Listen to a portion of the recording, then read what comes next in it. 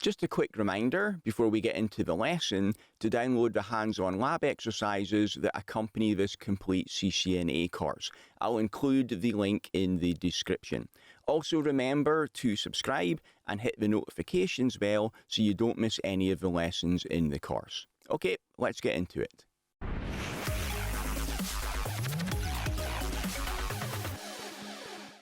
In the last section, we covered all of the layer 2 configuration for VLANs.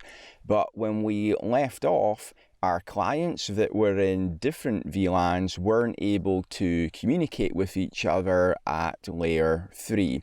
So you'll learn how to do that in this section.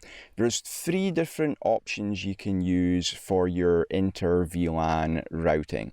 The first is to use a router with separate interfaces in the different VLANs.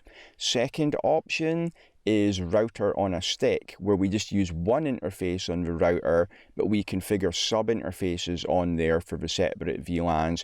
And the third and last option is to use a layer 3 switch. So in this section, we'll cover the details of all 3 options, the advantages and disadvantages of each, how they compare with each other, and you'll learn how to configure and verify them as well. So let's get started.